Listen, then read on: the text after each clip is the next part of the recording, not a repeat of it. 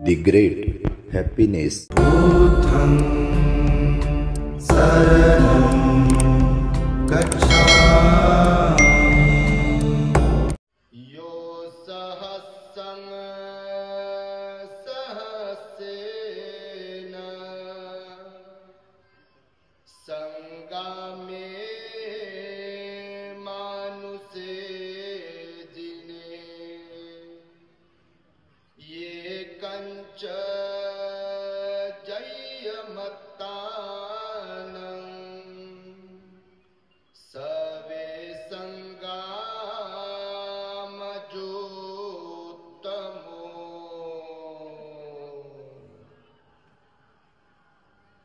संपूर्ण विश्वाला ज्यांनी सुख शांती मानवता तथा दुःख मुक्तीचा आर्य संदेश दिला असे ते दुःख मुक्तीचे मार्गदाता दुःख मुक्त महामानव महान कारुणिक तथागत भगवान सम्यक संबुद्ध तथागतांनी आपल्या शुद्ध प्रज्ञेतून निर्मिलेला सद्धम्म आणि त्याच सद्धम्माचा गेली 2500 वर्षांपासून सातत्याने अहोरात्र प्रचार आणि प्रसार करणारा पूजनीय भिक्खू संघ या महान आणि सर्वश्रेष्ठ अशा त्रिरत्नांना प्रथमतः त्रिवार अभिवादन करतो, ज्यांच्या महान आणि असीम त्याग प्रभावामुळे आपल्याला जो हा अनमोल असा बुद्ध धम्म लाभला आणि ज्यांच्यामुळे आपल्याला हे एवढे मोठे वैभव प्राप्त झाले असे महान युग प्रवर्तक भारतीय राज्यघटनेचे शिल्पकार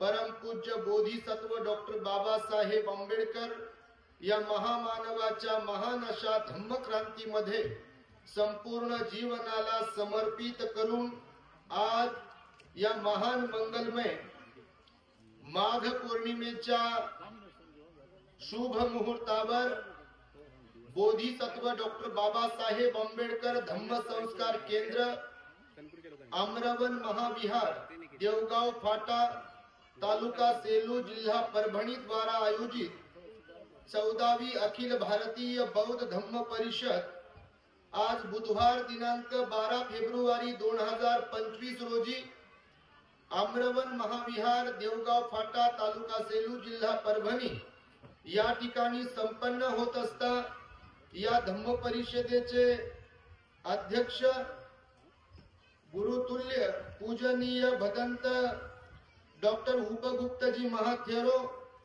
कार्याध्यक्ष अखिल भारतीय भिक्खू संघ, त्याचबरोबर या धम्म परिषदेचे उद्घाटक पूजनीय भदंत शरणानंदजी महाथेरो, त्याचबरोबर पूजनीय भिक्खू ज्ञानरक्षकजी थेरो, भिक्खू डॉक्टर इंदवंशजी महाथेरो, भिक्खू पंजारत्नजी थेरो, भिक्खू पंजाबोधीजी नांदेड, भिक्खू पंजानंद थेरो, भिक्खू धम्मशील थेरो, भिक्खू पंजारक्षित पुणे आणि भिक्खू नागसेन औरंगाबाद तथा संपूर्ण पूज्य भिक्खू संघ भिक्खुणी संघ श्रामणेरी या धम्म परिषदेचे मुख्य संयोजक भिक्खू संघरत्न धम्म परिषदेला श्रवण करण्यासाठी श्रद्धापूर्वक या ठिकाणी अनेक ठिकाणावरून उपस्थित असलेले आपण श्रद्धावान उपासक उपासिका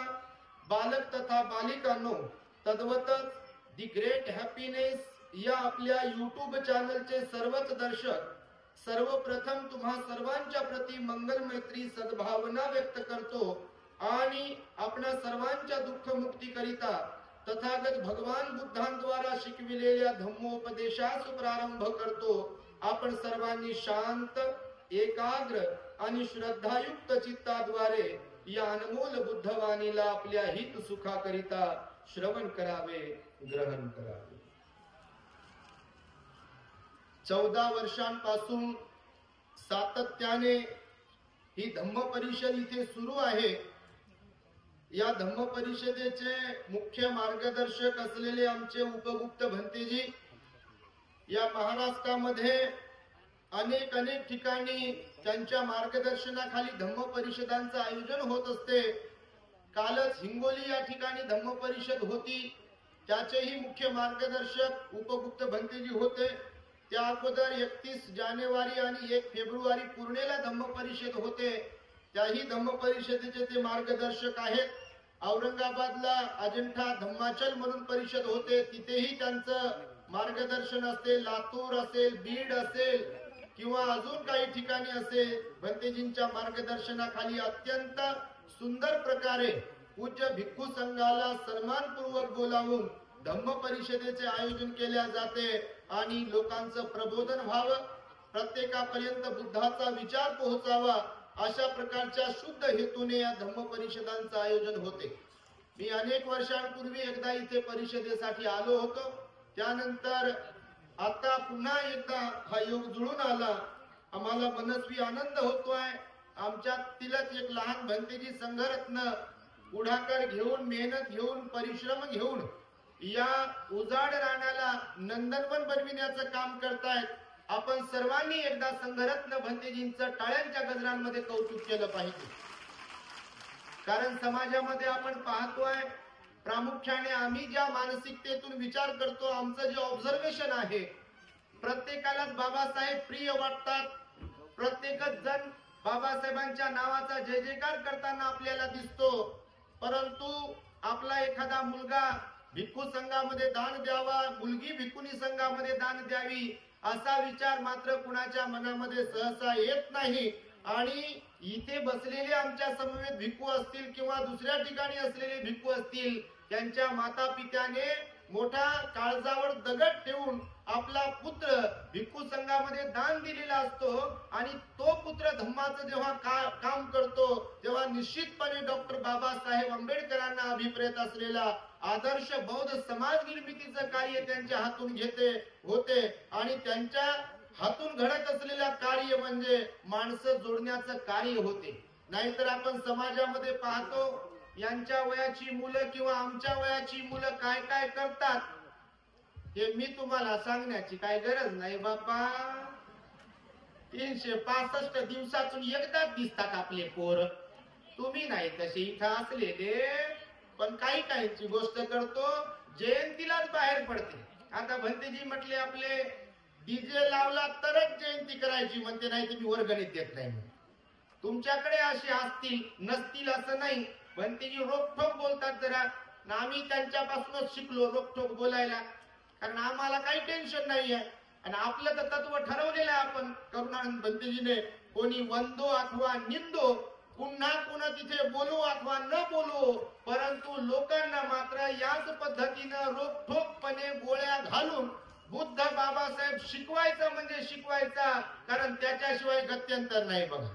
आणि त्यामुळे परिवर्तन तर होतच आहे. पण मला म्हणायचं आहे की भिक्षू लोक पोट तिडकीने काम करतायत. आणि एकीकडे समाजामध्ये आपण पाहतोय की आपली तरुणाई मावा, गुटखा किंवा अजून दारूच्या आहारी जाऊन जीवन उद्ध्वस्त करते. आपल्या मुलाबाळांचं, आपल्या परिवाराचं वाटोळं करताना दिसते. आणि काही मुलं मात्र चिवरात येऊन भिक्खू बनून मोठ्या मोठ्या भिक्खूच्या प्रभावामध्ये राहून, सानिध्यात राहून धम्माचं काम करतात. आणि त्यामुळे त्यांच्याबद्दल प्राऊड फील होतो. आणि असे संघरत्न भंते जे आहेत आपल्या देवगाव फाट्याला ते लाभले आणि ते काम करतात. आज बघा माघ पौर्णिमा आहे. तुम्हाला माहित आहे की नाही माहित नाही बाप्पा. काही दुकानावर फिरतात, फुटाणे वटाणे काय घेत राहतात बघा. काहींना म्हणजे बिलकुल कशासाठी येतात तेच कळत नाही. भयानंद भंतेजीने आता सांगितलं, भगवान बुद्धाने सुद्धा सांगितलं, आमचे भंतेजी सांगतात, धम्मदेशना ऐकायला येणारे सगळेच लोक काही धम्मदेशना ऐकत नाहीत. काहींकडे पदर असतो, काहीकडे फाटकाच पदर असतो, तर काहीकडे तर पदरच नसतो. बसतात तर खरे, ऐकतात असं वाटते, आणि ऐकून झालं की उठतात, आणि जेवढं ऐकले ते डिलीट मारतात. माझी चप्पल कोण नेली म्हणतात, त्याचा खाना खराब हो. आणि एवढा वेळ कुठं असते का म्हणतात, आम्हाला खिचडी दिली नाही, आम्हाला पाणी दिलं नाही, आणि आमचं तर नावच घेतलं नाही, पॉम्पलेट मध्ये तर छापलंच नाही, आणि आमच्या हातात फुलं आहे नाही, माईक आहे नाही, काहीच नाही, आणि आम्ही किती पैसे दिले म्हणतात. आम्ही 20 रुपयाची नोट देत होतो म्हणतात, आमचा फोटोही काढला नाही. बाबा तुम्ही नसाल असे, पण असे खरंच लोक आपल्यामध्ये आहे बघा, दिखावा करणारे, अवडंबर माजवणारे. परंतु भगवान बुद्ध म्हणाले अवडंबर माजवणारे बौद्ध उपासक होऊ शकत नाही. आणि त्यामुळे आज माघ पौर्णिमा विशेष पौर्णिमा आहे. तुमच्या माहितीसाठी सांगतो, या पौर्णिमेला ही धम्म परिषद इथे संपन्न होत आहे. मुळाव्याला सुद्धा जिथे आम्ही शाळेमध्ये होतो, पूज्य धम्मसेवक भंतेजी महास्तवीर यांच्या सानिध्यामध्ये मार्गदर्शनामध्ये, तिथे सुद्धा आज 12 आणि उद्या 13 तारखेला धम्म परिषद संपन्न होत आहे. तर माघ पौर्णिमेचं थोडक्यात महत्व मी तुम्हाला सांगणार आहे. तर माघ पौर्णिमेला कोणती महत्वाची घटना घडली आहे? पहिली घटना तर महत्वाची घडली की या माघ पौर्णिमेपासून 3 महिन्याने वैशाख पौर्णिमा येत असते बघा. माहितीये आजची जी माघ पौर्णिमा आहे ना, या पौर्णिमेपासून 3 महिन्यानंतर वैशाख पौर्णिमा येते. त्या वैशाख पौर्णिमेला महत्वपूर्ण अशा कोणत्या घटना घडल्या? कोणकोणत्या घटना घडल्या? भगवंताचा सिद्धार्थ गौतम बोधिसत्व म्हणून जन्म झाला, बुद्ध झाले त्या पौर्णिमेलाच, वैशाख पौर्णिमेला. आणि त्याच वैशाख पौर्णिमेला त्यांचं महापरिनिर्वाण झालं. त्रिविध पावन पौर्णिमा म्हणून वैशाख पौर्णिमेला लोक संबोधित करतात, जगभरातले बौद्ध लोक. कारण 3 अभूतपूर्व अशा घटना, आश्चर्यचकित करून दाखवणाऱ्या घटना त्या पौर्णिमेला घडल्या. आणि भगवान बुद्धांनी त्या पौर्णिमेच्या 3 महिन्या अगोदर म्हणजे या माघ पौर्णिमेला, त्यावेळेला भगवान आपले वैशालीला राहत होते. गाण्यांच्या माध्यमातून तुम्ही आम्रपालीचं नाव ऐकलं असेल, वैशालीची नगरवधू म्हणून. वैशाली ही मोठं साम्राज्य असलेली नगरी होती बघा. सगळ्या प्रकारच्या लोकांनी भरलेली ती वैशाली नगरी होती. आणि भगवान तिथे राहत होते. शेवटचा वर्षावास भगवान वैशालीमध्ये करत होते. आणि तिथे राहत असताना भगवंताचं आयु 80 वर्षाचं झालं होतं. किती किती झोपले का? डायलॉग साधा बोला, संवाद साधा. भगवंताचं शरीराचं वय किती झालं होतं? 80 वर्षाचं वय झालं होतं. भगवंताचं वचन आहे, जिथे जन्म आहे तिथे म्हातारपण आहे. प्रत्येकाला जिथे जन्म आहे तिथे आजारपण आहे, जिथे जन्म आहे तिथे मृत्यू आहे. असं काहीच नाही या जगतामध्ये. कोणता जीव नाही, कोणता सत्व नाही की जो जन्माला आला आणि तो मेलाच नाही. आहे का असं? आपले पंजोबा पणजी आहे का? कोणी नाही बघा. म्हणजे आजोबाचे आजोबा समजा कोणाचे असतील म्हणा, पण सगळ्यांचेच आहेत का? म्हणजे इथे जन्माला येणारा कोणी पण 100 वर्ष जगेल, 150 वर्ष जगेल, पण परमनंट कायमस्वरूपी इथे कोणी नाही आहे. व्यक्तीच नाही तर वस्तू सुद्धा कायमस्वरूपी नाहीये बघा. एकाच अवस्थेत भगवान म्हणाले काही एक इथे राहत नाही.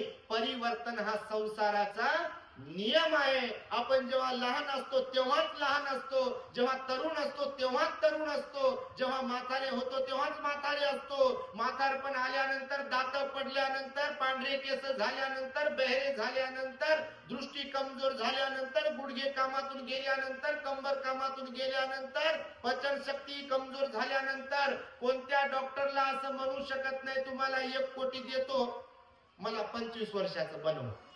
तेच दातन, तेच केसन, तेच जठरण, तेच पायन, तेच गाल. होईल का? असं होईल का? आणि इच्छा, बाबा इच्छा कोणाला नसते. या केसांना पांढरे केस झालेल्यांकडे पाहत फक्त तुम्ही. कोणतं काय काय लावते, लावू लावू बेजार होते पाहते. काही काही बाबाचे आईचे पाहतो आम्ही बसल्या बसल्या ते खालून पांढरे आणि वरती काळे. काही काहींचे खालून पांढरे वरती पिवळे, नंतर लाल, नंतर बटन दबलं की बाबा तसेच गेले. बघा तुम्ही. म्हणजे परिवर्तन हा संसाराचा नियम आहे. म्हणून भगवान बुद्ध म्हणाले जे कोणी ते जन्माला येतात ते कायमस्वरूपी इथं राहत नाही. भगवान बुद्ध सुद्धा त्याला अपवाद नव्हते. म्हणून आजच्या माघ पौर्णिमेला वैशाली येथे चापाल चैत्यामध्ये राहत असताना आनंदाला बोलावून घेतलं भगवान बुद्धांनी आपल्या. आणि भगवान म्हणाले आनंद, आजपासून 3 महिन्याने तथागतांचं महापरिनिर्वाण होईल. तथागत परिनिवृत्त होतील, परिनिर्वाणाला प्राप्त होतील. भगवंताने 3 वेळा घोषणा केली. आनंद शांत बसले होते, मौन बाळगलं होतं त्यांनी. आणि नंतर भगवंताचा वैशालीवरून पावा मार्गे कुशीनगरकडे ठरल्याप्रमाणे प्रवास सुरू झाला. कारण भगवंताने सांगितलं आजच्या पौर्णिमेला की 3 महिन्याने वैशाख पौर्णिमेला कुशीनारा येथे भगवान बुद्धांचं महापरिनिर्वाण होईल. आणि बरोबर तसंच घडलं. या माघ पौर्णिमेला भगवंतांनी घोषणा केली आणि नंतर उठत बसत महापरिनिर्वाण सुद्धा आहे बघा. बौद्ध साहित्यामध्ये तुम्ही जर वाचा. मी नेहमी आपल्या लोकांना सांगतो, धम्म खरं तर या प्रवचनात धम्मदेशनेत नसतो, धम्म भाषणात नाहीये, धम्म पुस्तकात नाहीये. हे तर गोडी लावण्याचं काम करतो हो. यानं तर गोडी लागते बघा. प्रवचन ऐकून गोडी लागते, पुस्तक वाचून गोडी लागते, म्हणजे निर्माण होते. परंतु खरा धम्म तेव्हाच समजतो जेव्हा आपण धम्माचा अभ्यास करू. आणि धम्माचा अभ्यास म्हणजे कोणता? तर पुस्तकी अभ्यासच नाहीये, तर भगवान बुद्धांनी प्रॅक्टिकली अभ्यास करायला शिकवलेला आहे. दान, शील आणि समाधी. भगवान बुद्ध म्हणाले, दान पुण्य करत असाल तर शीलामध्ये प्रतिष्ठित व्हाल, शील पालन करत असाल, शील परिपक्व असेल तर ध्यानामध्ये तुम्ही परिपक्व व्हाल. आणि नंतरच्या पायऱ्या मग श्रोतापन्न, सकृतगामी, अनागामी आणि अरहंत.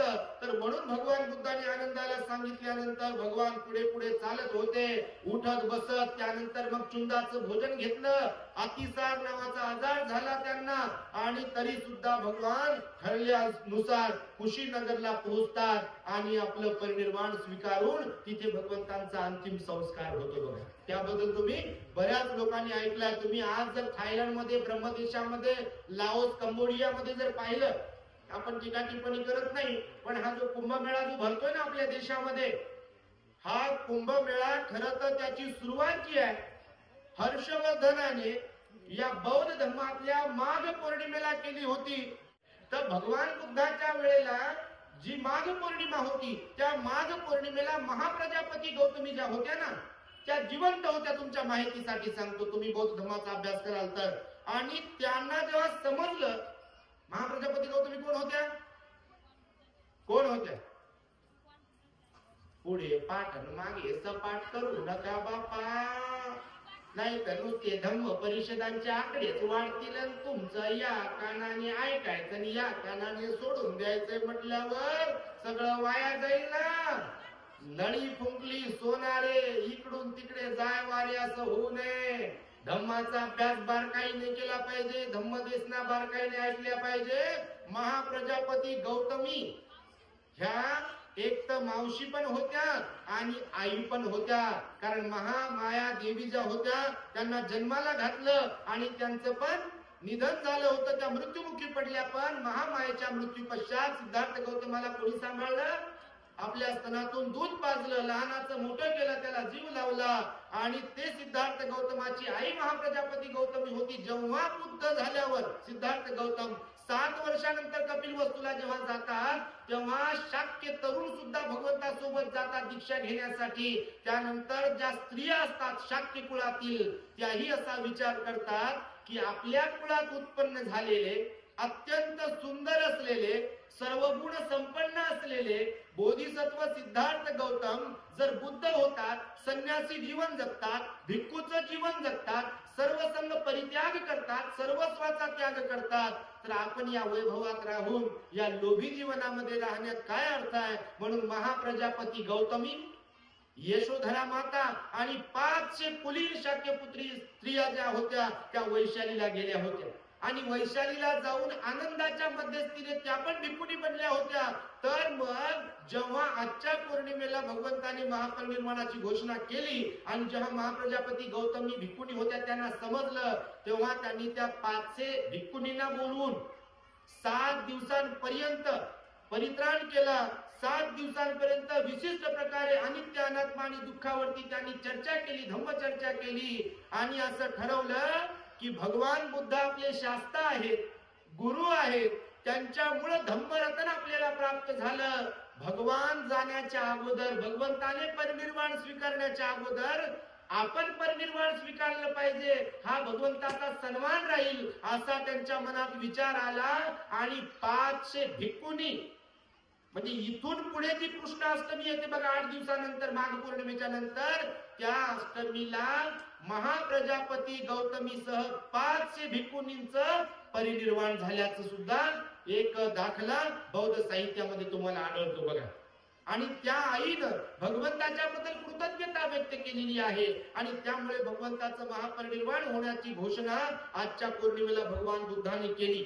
मी आता जी गाथा म्हणालो प्रारंभी, ती गाथा मोठी अर्थपूर्ण आहे. भगवान बुद्ध त्या गाथेमध्ये म्हणाले, एखाद्या संग्रामामध्ये म्हणजे युद्धामध्ये हजारो लोकांना जिंकणाऱ्यापेक्षा जो स्वतःला जिंकतो तोच खरा संग्रामवीर विजेता आहे. आणि 45 वर्ष भगवान बुद्धाने जे उपदेश केले ना, ते यासाठीच केले. भगवान बुद्ध म्हणाले, तुम्ही स्वतःवरती विजय मिळवा. आणि स्वतःवरती विजय कसा मिळवायला सांगितलं, तर या वाणीवर संयम ठेवायला शिकवलं. भगवंताचा जो कोणता उपदेश तुम्हाला ऐकायला मिळेल त्याचा सारांश एकच आहे, एक तर वाणीवर संयम ठेवावा, मनावर संयम ठेवावा आणि या 3.5 हाताच्या कायेवरती संयम ठेवावा.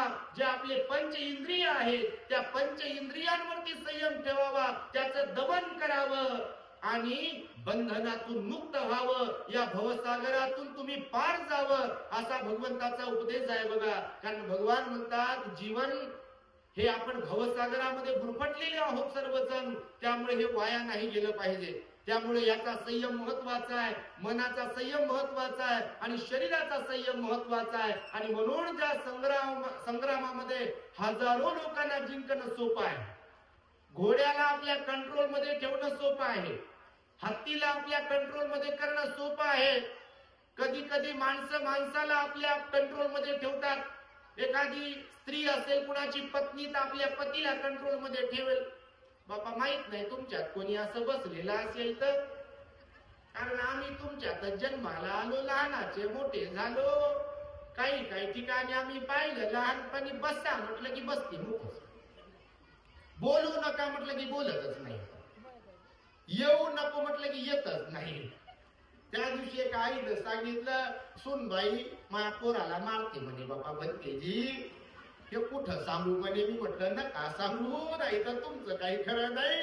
म्हणजे बघा, या जगात असं आहे की पुरुष पण स्त्रीला मारतो काही ठिकाणी, तर काही ठिकाणी स्त्री पण, ती पत्नी पण पुरुषाला मारते. म्हणजे भगवंताने सांगितलं, इथे मालक एकमेकांचा समजतात लोक, कोणावर तरी अधिकार गाजवतात. म्हणजे पती पत्नीला ताब्यात ठेवते, पत्नी पतीला ताब्यात ठेवतो. परंतु भगवान बुद्ध म्हणाले, कुणाला तरी ताब्यात ठेवणं, कंट्रोल मध्ये ठेवणं, आपलं ऐकून राहायला शिकवणं, हे तर कोणालाही जमेल.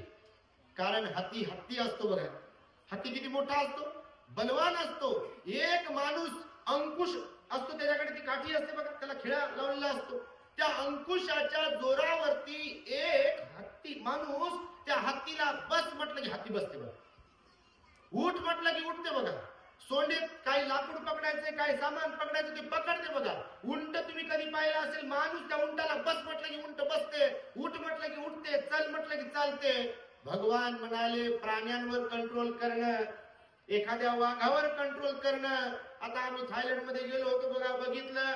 त्या थायलंड मध्ये त्या टायगर सफारी मध्ये गेलो आम्ही. 5-6 वाघ आले बा. 2 माणसं त्या वाघांना घेऊन आले आणि त्या वाघाला आपल्या हंटरच्या इशाऱ्यावर तिथे बस म्हटलं की ते वाघ चुपचाप खाली मान घेऊन बसत होता. दुसऱ्याला जंप मार म्हटलं की ते जंप मारत होता बघा. शेक हँड दे म्हटलं की शेक हँड देत होता बघा. 2 पायावर चालत, 2 पायावर चालत होता, टाळ्या वाजवत होता आणि वाघ मोठाच्या मोठा बघ. मी व्हिडिओ टाकला बघा आपल्या तिकडे हॅपीनेस चॅनलवर, तुम्ही पाहिला असेल तर. लोक म्हणे डुप्लिकेट आहे काय म्हणते. मी म्हटलं बाप्पा डुप्लिकेट नाही, तुम्ही जाऊन पहा, ओरिजिनल टायगर आहे, खरंच आहे थायलंड मध्ये बघा. तर भगवंताचं वचन आहे, प्राण्यांना कंट्रोल मध्ये ठेवणं, माणसांना कंट्रोल मध्ये ठेवणं सोपं आहे. पण आपल्या वाणीवर आपला कंट्रोल राहणं, या वाणीवर संयम मिळवणं, या मनावर संयम मिळवणं, या शरीरावर संयम मिळवणं, हे सर्वात अवघड आहे बघा. जग जिंकणं सोपं आहे, पण स्वतःला जिंकणं फार अवघड आहे. आपण ऐकतो कोणाचं? आपल्या मनाचं. गुडघ्यानं ऑर्डर दिली की बस झाला, आता लय दुखते, उठ की लगे उठलोच. कोणी जरी म्हटलं बसा ना, नाही, ते गुडघे सांगत राहते मनाला उठ ना, तहान लागली, आणि जर सांगितलं बॉडीनं मनाला तहान लागली पाणी प्यायचं तर बिलकुल पाणी पितो, पण मनानं जर सांगितलं त्या तहानेला की नाही नंतर प्यायचं तर ऐकते की नाही? बिलकुल ऐकते बघा. आणि म्हणून भगवान बुद्धांनी सांगितलं की आपलं मन मुख्य आहे, ते मनोमय आहे. जेव्हा एखादी व्यक्ती मळलेल्या मनाने बोलते अथवा कार्य करते तेव्हा दुःख त्या व्यक्तीचा पाठलाग तसेच करते, ज्याप्रमाणे बैलगाडी ओढणाऱ्या बैलांच्या पायांचा पाठलाग त्या गाडीची चाके करत असतात. म्हणून सुख आणि दुःख आपल्या मनाची जी मानसिकता आहे, आपला जो स्वभाव आहे, आपलं जे आचरण आहे त्यानुसारच येते. आणि त्यामुळे भगवान बुद्धांनी बघा महापरिनिर्वाणाची घोषणा केली. त्यानंतर आजच्या पौर्णिमेला वैशाली नगरीमध्ये भगवंताचं जे भिक्षापात्र होतं ना, भिक्षापात्र, त्या वैशाली नगरीच्या लिच्छवी लोकांना आजच्याच दिवशी भगवान बुद्धांनी भिक्षापात्र भेट दिलं होतं. आणि ते लिच्छवी लोक वैशालीचे, तुम्ही बुद्धगयाच्या सहलीत जर भंतेजी बरोबर कधी गेला असाल तर एक वैशालीच्या पुढे गेल्यानंतर केसरिया स्तूप दिसतो बघा. असं म्हणतात तिथपर्यंत ते वैशालीचे लोक भगवंताचा मागे मागे मागे मागे आले होते. एवढं प्रचंड प्रेम होतं त्या लोकांचं. आणि भगवान बुद्धांनी मग तिथेच आपलं भिक्षापात्र त्या लिच्छवींकडे सुपूर्त केलं, त्यांना भेट दिली आठवण म्हणून. कारण भगवान म्हणाले आनंदाला आणि सर्व भिक्खूंनो, भगवान बुद्ध आपले या वैशालीचं शेवटचं दर्शन करत आहेत. आणि वैशालीतील सुद्धा उपासक उपासिका तथागतांचं शेवटचं दर्शन करत आहेत. कारण भगवंताचा प्रवास आता महापरिनिर्वाणाकडे सुरू आहे. आणि त्यामुळे या पौर्णिमेला भगवान बुद्धांनी त्या वैशालीच्या लिच्छवी लोकांना भिक्षापात्र दिलं होतं. त्यानंतर एक महत्वाची घटना घडली बघा.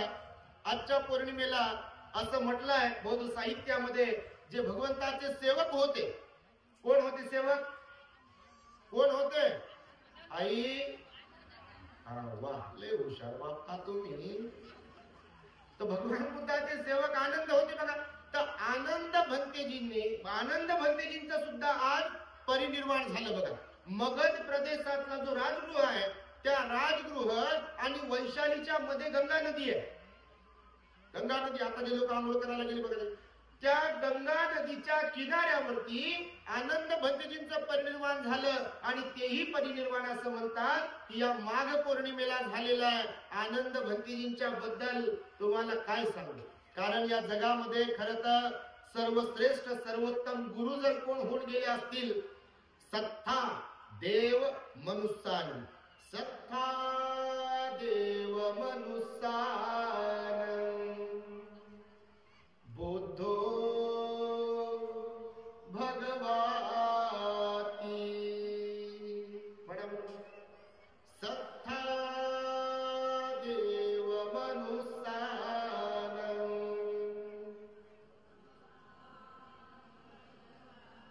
बुद्धो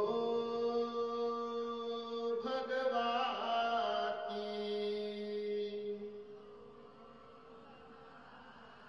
सत्ता देव मनुष्यानं,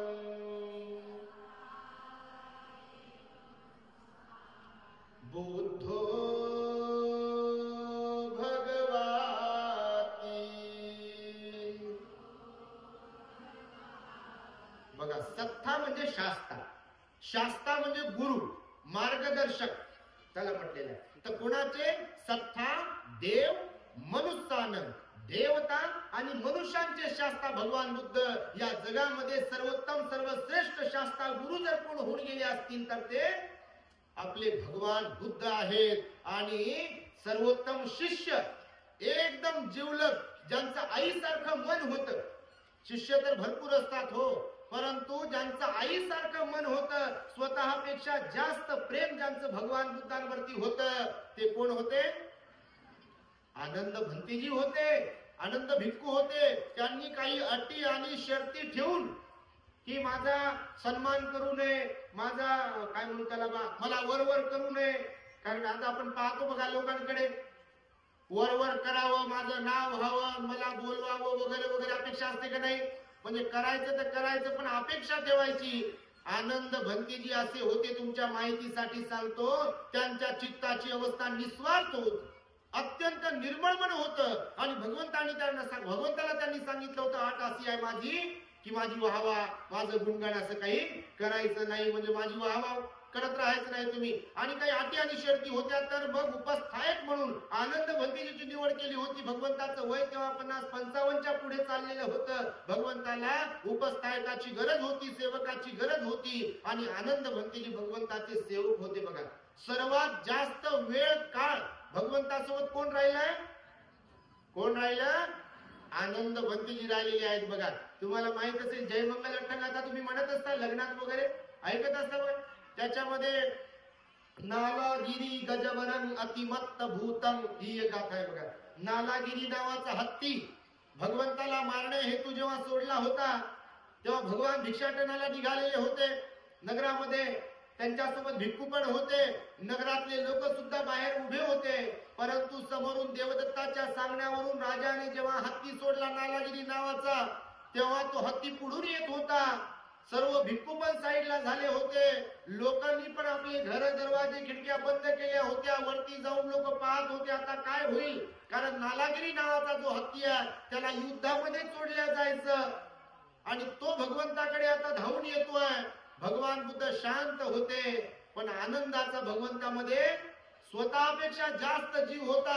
आणि आनंद भंतेजी मात्र आजूबाजूला कुठे झाले नाही, भगवंताच्या समोर आले आणि त्यांनी असे हात केले आणि भगवंताला ते म्हणाले की भगवान, नालागिरी अगोदर मला मारेल, तुम्हाला स्पर्श करण्याच्या अगोदर मला माझ्या जीवाची पर्वा नाही आहे, परंतु मी तुमचा सेवक आहे, उपस्थायक आहे. तुम्हाला काही होण्याच्या अगोदर मला जर झालं तर मला त्याची पर्वा नाही आहे. आणि म्हणून आनंद भंतेजी पुढे झाले होते. बघा, म्हणजे असं जे मन आहे ते आईच असते. बघा, मागे या समृद्धीला एक ऍक्सिडेंट झाला होता बघा, बस जळाली होती मागे काही वर्षापूर्वी. तुम्ही पाहिलं, त्या गोळ्या काढल्या होत्या जळालेल्या, त्याच्यामध्ये एक आई आणि तिला बिलगलेलं एक लेकरू होतं. बघा, तुम्ही बघितलं, म्हणजे त्या लेकराला काही होऊ नये म्हणून ती बिलगली होती. बघा, स्वतः जळत असेल.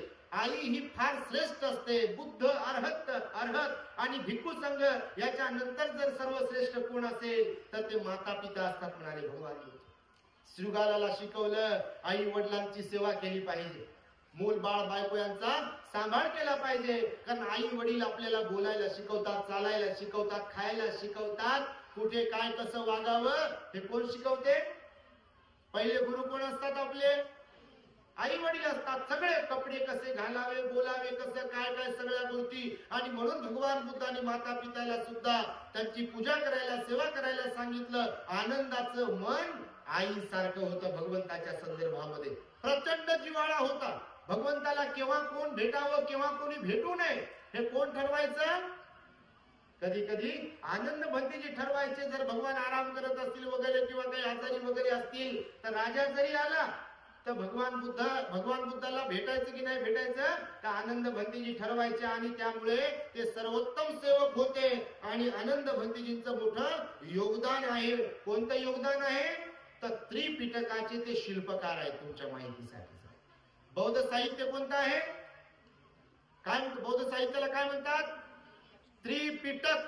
त्रिपिटक म्हणजे 3 पेटारे, 3 भाग. एक तर सुत्त पिटक, दुसरं विनय पिटक आणि तिसरं अभिधम्म पिटक. असे बौद्ध साहित्याचे 3 पार्ट आहेत, 3 भाग आहेत. पैकी जे सुत्त पिटक आहे ना, त्या सुत्त पिटकाला निर्माण करण्याचं काम म्हणजे भगवान बुद्धांनी कधी, कुठे, कुणाला उद्देशून कोणता उपदेश केला हे जर मुखोद्गत कोणी करून ठेवला असेल तर ते म्हणजे फक्त आणि फक्त आनंद भंतेजींनी केलं होतं. 84,000 सुत्त. जणू काही आताचं जे कम्प्युटर असते बघा, कम्प्युटरची मेमरी, अगदी त्याच प्रकारे आनंद भंतेजींची मेमरी होती. त्यांनी भगवान बुद्धांनी दिलेले 84,000 सुत्त मुखोद्गत केले होते. भगवंताच्या महापरिनिर्वाणानंतर राजगृहाला जी प्रथम धम्मसंगीती भरविल्या गेली भगवंताचे उपदेश संग्रहित करण्यासाठी, एकत्र करण्यासाठी. कारण भगवान बुद्ध गेल्यानंतर त्यांचे उपदेश राहिले पाहिजे, बुद्ध धम्म टिकला पाहिजे ना, बुद्ध शासन जिवंत राहिलं पाहिजे. आणि म्हणून महाकाश्यप भंतेजींच्या अध्यक्षतेखाली त्या राजगृह पर्वतामध्ये एक प्रथम धम्मसंगीती भरविण्यात आली. आणि त्या धम्मसंगीतीमध्ये आनंद भंतेजी अर्हत नव्हते, पाचशे अरहंतापैकी आनंदपंथी जे एक होते त्यांना अरहंत बनविण्यात आलं, म्हणजे ते अरहंत बनले.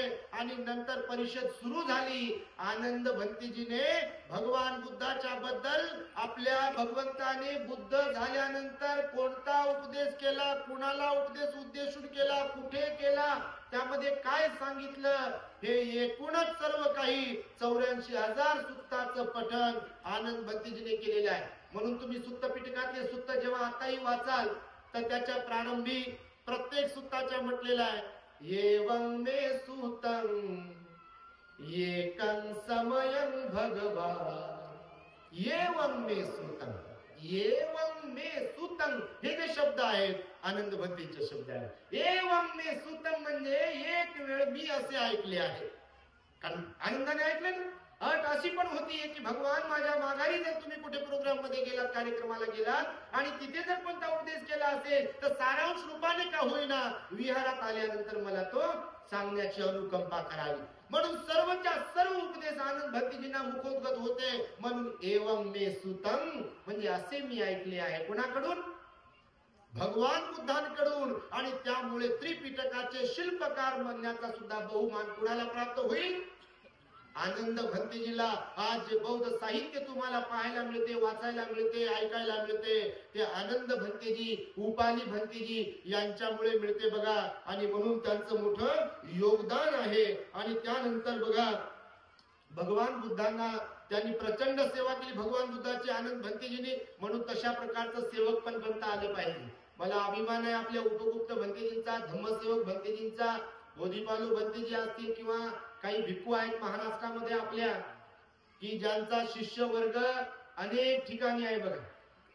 एक भिक्खू जर प्रामाणिकपणे काम करत असेल, एक भिक्खू जर विश्वासाने वागत असेल, बाबासाहेबांची चळवळ जिवंत ठेवण्यासाठी आपल्या आरोग्याकडे, स्वतःकडे लक्ष न देता अव्याहतपणे फिरत असेल आणि धम्माचं कार्य करत असेल, तर तो सुपीक जमीन तयार करू शकतो. या स्टेजवरती बघा उपगुप्त भंतीजींचे अनेक अनेक शिष्य तुम्हाला पाहायला मिळतील. आज महाराष्ट्र आणि विशेषतः मराठवाड्याच्या ठिकाणी उपगुप्त भंतीजींचे शिष्य आहेत बघा.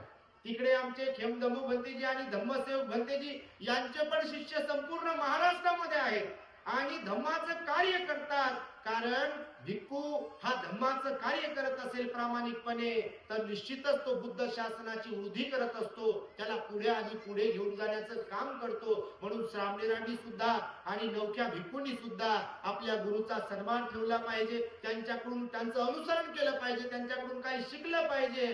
नाही तर आजकाल आम्ही पाहतो, आता ज्ञानरक्षक भंतीजी आम्ही काल चर्चा केली, मागे आम्ही चर्चा केली, कोणी चोर घेऊ लागलं म्हणजे बा काही काही ठिकाणी नाव ठेवत नाही. असं कोणाला जे चांगले आहेत त्यांचा सन्मान, त्यांना वंदन. पण भीक मागेपणासाठी, मागण्यासाठी, पावत्या फाडण्यासाठी जर कोणी चिवर घेत असेल तर बघा ते चांगलं नाही. चांगलं आहे का? चांगलं आहे का? हा, मला म्हणायचं आहे काम करत असाल तर फार चांगली गोष्ट आहे बिलकुल. पण तुम्ही काहीच काम धंदा करत नाही, लोकांच्या दारावर घरी जात असाल बिलकुल न बोलवता सुद्धा आणि दान मागत असाल तर ही गोष्ट उचित नाही बघा. तुम्हाला मी म्हणजे माझी पाठ थोपटून घेत नाही, पण अख्ख्या जाहीरपणे बोलतो. माझ्या याच्यावरती चॅनलवरती दी ग्रेट हॅपीनेस वरती आपल्या प्रदीपचं महाबोधी चॅनल पण लाईव्ह सुरू आहे बघा. महाराष्ट्रातून असं कोणी बनू शकत नाही. करुणानंद भंतीजी आमच्या घरी न सांगता आले, न बोलवता आले, आमच्याकडे पावती बुक घेऊन आले होते किंवा आम्हाला असं पावती न घेता मागितलंय काही, असं जर कोणी उठून मला सांगेल तर मी चिवर नाही काढून टाकलं तर आपलं नाव बदलून ठेवा. हा स्वाभिमान बाबासाहेबांनी शिकवला बघा. दान देत कसे नाही लोक, कोण दान देत नाही हो. आपल्या भंतीजीने त्या अजिंठ्याला किती एकर झाली म्हणते जमीन? 75 एकर जमीन उपासकांच्या दानावर विकत घेतली बघा. आणि तिथे मोठा प्रोजेक्ट सुरू आहे. लोक काय नाही देत.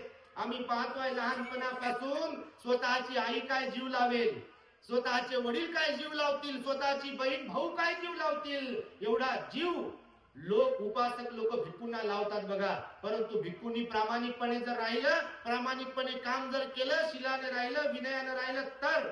काल आम्ही चर्चा केली की काही काही लोक चिवर घालू लागले बघा आणि चांगल्या भिक्खूंनाही बदनाम होईल, चांगले भिक्खू पण बदनाम होतील असं काम करू लागले बघा. पैशासाठी हे पण तुम्ही लक्षात घेतलं पाहिजे. मी कोणावर टीका टिप्पणी करत नाही वैयक्तिक, परंतु उपासकांनी सुद्धा सतर्क राहिलं पाहिजे. जे भिक्खू खरंच काम करतायत प्रामाणिकपणे त्यांना साथ दिली पाहिजे, त्यांना सहकार्य केलं पाहिजे, त्यांच्या सोबत उभं राहिलं पाहिजे, त्यांना हिंमत पण दिली पाहिजे, त्यांचं मायबाप बनलं पाहिजे. परंतु जे धम्माला ग्लानी आणण्याचं काम करत असतील, धम्माला बदनाम करण्याचं काम करत असतील, आता मी पाहिलं बघा सोशल मीडियावरती आम्ही ऍक्टिव्ह आहोत. फेसबुक आहे, व्हॉट्सअप आहे, इंस्टाग्राम आहे, युट्यूब आहे. तर ते आता जे चाललंय तिकडे मेळा, त्याच्यामध्ये काही जीवनधारी जाऊन बसले होते. तुम्ही पाहिलं असेल तर बघा. तर ही फार वाईट गोष्ट आहे. आणि म्हणून शिष्य पण प्रामाणिक असणं आवश्यक आहे आणि गुरु पण प्रामाणिक असणं आवश्यक आहे. चिवर घेतल्यात मी झालो महाथेरोन थेरो आणि मला भाषण करता येते, प्रवचन करता येते, जातो कुठं काही बोलतो, मी काय काय करतो, असं भगवंतानं शिकवलं नाही. प्रशिक्षण द्यायला शिकवलं. मी उपगुप्त भंतेजीकडे पाहतो, त्यांच्याकडे लहान लहान मुलं अगोदर ते ट्रेन करतात, त्यांना शिकवतात कोणते काम, व्यवहार कसा आहे, काय आहे, कुणाशी कसं बोलायचं, उठायचे, विहार साफसफाई करायचे, भिक्खू निवास साफसफाई करायचे, टॉयलेट बाथरूम सगळी स्वच्छता वगैरे त्यांना शिकवतात. आणि ते जर त्यांच्या पसंत पडले, म्हणजे पास जर झाले, खरं तर ही बुद्धाचीच पद्धत आहे. तुमच्या माहितीसाठी सांगतो, बुद्ध पारख करणाऱ्यांपैकी होते. म्हणून भिक्खू असो की उपासक असो, त्यांनी सुद्धा पारख केली पाहिजे. नाही तर पारख नाही केली तर मग लय कार्यक्रम बिघडते बघा. आणि आपल्याकडे कार्यक्रम बिघडवणारे आणि बिघडवण्यास भाग पाडणारे महाभाग कमी नाही आहे बघा. आणि त्यातल्या त्यात तुझं कुठं चांगलं चाललंय ते बंद कसं पडेल याच्यासाठी तर बापा लय लोक तयार तुमच्यात असे बसलेले नाही ते मला माहित आहे. पण समाजामध्ये असे लोक आहेत बघा. व्यवस्थित चाललंय तिथं खडा टाकतील बघा, तिथं लावून देतील, बदनामी करतील, काय काय करतील. आणि म्हणून गुरु आणि शिष्याचं नातं हे भगवान बुद्ध आणि आनंद भंतेजी मध्ये जे होतं ते खरं तर सर्वश्रेष्ठ सर्वोत्तम होतं. नाही तर पहा काही काही शिष्य आम्ही पाहतो, आम्ही दृष्टांत सांगत असतो, तुम्ही ऐकलं असेल. एकदा एका ठिकाणी गुरुजींचा आश्रम होता बा आणि भरपूर शिष्य होते. एका शिष्याचं प्रशिक्षण पूर्ण झालं आणि त्याचा सेंड ऑफचा प्रोग्राम होता, सांगता समारोप. त्याला घरी पाठवावं लागायचं, गुरुकुलातून तो घरी जायला, म्हणजे त्याचं शिक्षण झालं. मग जाता जाता गुरुजीकडे आला, अभिवादन केलं आणि गुरुजीनं त्याला, म्हणजे दृष्टांत आहे, तर गुरुजीनं त्याला एक दिव्य आरसा दिला, दिव्य आरसा. आणि गुरुजी म्हणाले की बघ बाळा, हा आरसा जो आहे का नाही मोठा दिव्य आहे. ते म्हणे गुरुजी कसा काय? तर हा ज्याच्या तोंडासमोर धरशील त्याच्या मनात कोणते भाव आहे, चांगले वाईट गुण आहेत, ते त्या आरशात दिसतील. तर हे जरा 150 शहाणे होत. कारण धम्म माहीत झाल्यावर सगळेच लोक शहाणे होतील असं नाही. काही काही लोक माहीत झाल्यावर 150 शहाणे होतात बघा. संयम राहत नाही बिलकुल घोड्याच्या पुढं. आज तक ते काही न्यूज आहे त्याचं काही ब्रीद आहे बघा, सबसे तेज. त्यांना वाटते मी झालो तर बाबा लय गुरुजीपेक्षा मोठा झालो, मला लय मोठं काय काय समजते. तुम्हाला नाही, तुम्ही लय चांगले. तर मग त्या शिष्याला आरसा दिल्याबरोबर त्यानं इकडं तिकडं पाहिलं नाही. अगोदर गुरुजीच्या तोंडासमोरच आरसा धरला आणि गुरुजीच्या तोंडासमोर आरसा धरला आणि त्याने तो आरसा पाहिला आणि त्याचं तोंड बारीक झालं. तोंडावर 12 वाजले, त्याच्या मान खालीच घातली त्यानं. आता गुरुजीला अनुभव असते. गुरुजीची बरोबरी करणं म्हणजे काय असंच असते काय? आम्ही राहिलो मोठमोठ्या भिक्खू सोबत, आम्ही काय लय मोठे नाही, आम्ही लहानच आहोत, अल्पबुद्धीच आहोत. भंतेजी लोकांनी आमची परीक्षा घेतली. अगोदर ना माईक दिला आम्हाला, ना स्टेज दिला, ना पहिल्या रांगेत बसवलं. कारण क्वालिटीच नव्हती तेव्हा, पात्रताच नव्हती. कारण भगवंतानं सांगितलं पात्रता असेल तर तिथे मान सन्मान आणि तिथे काय म्हणून त्याला संधी मिळेल. पण पात्रता नसेल तर मिळेल का? आणि पात्रता तयार करावी लागते. तर त्या शिष्यानं जो आरसा आहे, दिव्य आरसा, ज्याच्यात गुण अवगुण दिसतात, तो आपल्या गुरुजीच्या तोंडासमोरच धरला आणि त्याचं तोंड बारीक झालं. तर गुरुजीनं ओळखलं, पण गुरुजीने विचारलं बा काय झालं? तर तो म्हणे गुरुजी तुमच्याबद्दल लय चांगले भाव होते माझ्या मनात. गुरुजी म्हणे कसे? बा तुम्ही खूप चांगले आहे, संयमी आहे, असा आहे तसा आहे, फार प्रेमळ आहे, परोपकारी आहे, वगैरे वगैरे, खूप हुशार आहे. पण हे आरशात जेव्हा पाहतो मी तर मला ते वेगळं दिसलं. तर गुरुजी म्हणे काय दिसलं? तर तुम्ही पण काय संयमी नाही म्हणे, तुमच्यात राग आहे, द्वेष आहे, लोभ आहे. तर गुरुजी म्हणे मी तुला कधी सांगितलं की माझा राग संपला, माझा द्वेष संपला, माझा क्रोध संपला, लोभ संपला, असं तुला कधी सांगितलं का मी? ते म्हणे नाही सांगितलं. तर बिलकुल आहे म्हणे माझ्यात, मी काय अरहंत झालो नाही अजून, मी त्या मार्गावरती आहे आणि त्यामुळे माझ्या त्या असतील. तर नाही नाही म्हणे मला वाटलं असं, मला वाटलं तसं वगैरे वगैरे. मग आणि ते उठलं बा, दणका आला त्याला, आपली चूक झाली, भलत्याच गुरुजीला निवडला असं त्याला वाटलं आणि गेलं निघून. आरसा सोबतच घेऊन गेलं. 150 आणि माणसं असतात पण यानं आरसा सोबत नेला खरा. घरी जाईपर्यंत रस्त्यात जे जे कोण भेटेल त्या प्रत्येकाच्या तोंडासमोर यानं आरसा धरला आणि आरसा धरला की हे त्यांचे गुण अवगुण पाहू पाहू अरे तुम्हाला खूप चांगलं समजलं होतं मी, आणि तुम्ही तर अशा. एक बाई सोडली नाही, कोणता माणूस नाही, कोणता तरुण नाही, तरुणी नाही, यानं कोणालाच सोडलं नाही आणि याला कोणीच चांगलं भेटलं नाही. आणि हे पोहोचलं मग घरी. आता घरी पोहोचल्यावर हे याचं डोकं 150 हातपणाचं बनलं होतं. यानं घरच्यांना सोडलं नाही, यानं माईच्या तोंडासमोर आरसा धरला आणि बारीक तोंड केलं. आई म्हटली काय झालं बाळा? तर म्हणे तुला खूप चांगलं समजत होतं, तुझ्या ते राग द्वेष लोभ लय काय म्हणे तुझ्यामध्ये आहे काय म्हणे. मग काय करू म्हणे? त्याला बापाच्या तोंडासमोर धरला याला तसंच दिसलं, भावाच्या तोंडासमोर धरला तसंच दिसलं, बहिणीला सोडलं नाही यानं. शेवटी बायको होती, यानं बायकोला सोडलं नाही, बायकोच्या तोंडासमोर आरसा धरला बा. आणि याच्या तळपायाची आग मस्तकाला गेली बाबा. दुसऱ्याच्या समोर धरताना काही नाही वाटलं, पण बायको बायको तिच्यातले अवगुण पाहिल्यावर याची तळपायाची आग मस्तकाला गेली. हे तिला म्हणलं आत्ताच्या आत्ता तुला फारकत देतो, तू जाय तुझ्या घरी, इथं राहूच नको, तुला अवगुण आहे. ती म्हणे तुम्हीच तर पसंत केलं होतं म्हणे मला. ते म्हणे मला काही सांगू नको, निघून जाय. तर बायकोला सोडलं नाही. नंतर मग यानं विचार केला की जग चांगलं नाही. आजही असे लोक आहेत पहा, काळा निळा पिवळा हिरवा चष्मा घातलेले आणि त्या चष्म्यातूनच दुनियेला पाहणारे आणि सरसकट सारख्याच लोकांना, मग भंतीजी असो, काम करणारे असो की कोणी असो, सगळे सारखेच आहे म्हणतात बघा. सोशल मीडियावर काही काही आपले लोक बोलतात. आम्ही सोशल मीडियावर ऍक्टिव्ह आहोत. मला म्हणायचं सोशल मीडिया हा सार्वजनिक स्वरूपामध्ये आहे, तो काही आपल्या लोकांपुरता सीमित नाही आहे. त्याच्यावर बोलताना आपण विचारपूर्वक बोललो पाहिजे. आपण काय बोलतोय तर तो जो शिष्य होता आरसा पकडणारा, त्यानं विचार केला की जग चांगलं नाही, आपण गुरुजीकडे जाऊ आणि आरसा गुरुजीला देऊन देऊ, कारण आरशाचं काही काम नाही. हे गेलं बा पुन्हा डबल. दुसऱ्या दिवशी उठून सकाळी याला गुरुजीनं दुरूनच पाहिलं आणि गुरुजीनं ओळखलं हे कशासाठी आलंय. गुरुजी हुशार होते. गेलं गुरुजी समोर, यानं अभिवादन केलं नाही, काहीच नाही, कारण याला वाटलं मीच हुशार आहे, गुरुजी बरोबर नाही. आणि बसलं तिथं. गुरुजीनं विचारलं मग कसं काय, काय झालं, कशाला? ते म्हणे गुरुजी जग बरोबर नाही म्हणे. ते म्हणे काय झालं? तुम्ही दिलेला दिव्य आरसा मी सगळ्यांच्या तोंडासमोर धरला, सगळे लोक अवगुणी आहेत म्हणे, एकही माणूस बाई कोणी चांगलं नाही. गुरुजीनं ऐकून घेतलं. गुरुजी हुशार होते. गुरुजी म्हणे दाखव आरसा. गुरुजीनं आरसा घेतला आणि त्याच्या तोंडासमोर धरला. कारण कोणाचं तोंड बाकी होतं? त्याचं स्वतःच तोंड बाकी होतं. हे जगालाच निहाळत होतं. मनुष्याचा स्वभाव असाच आहे. गुरुजी म्हणे आता, त्याच्या तोंडासमोर आरसा धरला आणि गुरुजी म्हणे आता कसं करा? मग खाली मान घातलं, माफी मागितली, क्षमा मागितली त्यानं. गुरुजींना त्याला सांगितलं समजावून, जग असंच आहे, पण भगवंताची शिकवण कशी आहे?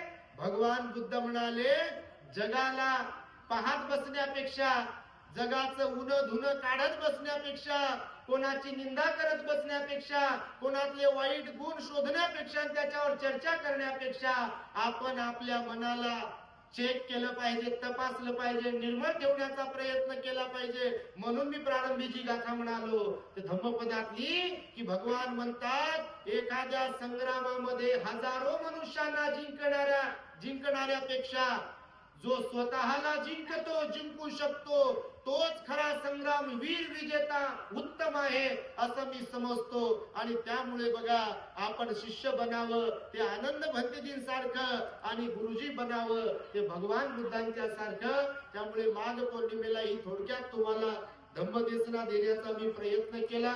इथे एवढ्या मोठ्या संख्येने आपण उपस्थित आहात. पूजनीय भिक्खू संघ सुद्धा मोठ्या प्रमाणात इथे उपस्थित आहे. आपल्या उपगुप्त भंतेजींनी आम्हाला बोलण्याची संधी उपलब्ध करून दिली, त्याबद्दल त्यांचे मी आभार व्यक्त करतो आणि संपूर्ण भिक्खू संघाची क्षमा मागून माझ्या शब्दांना मी इथे पूर्ण विराम देतो. भवतु सर्वमंगलं रक्षन्तु सर्वदेवता सर्वबुद्धानुभावेन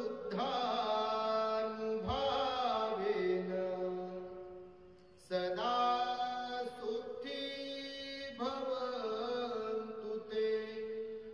भवतु सर्वमंगलं रक्षन्तु सर्वदेवता सर्वधर्मानुभावेन सदा सुखी भवन्तु ते.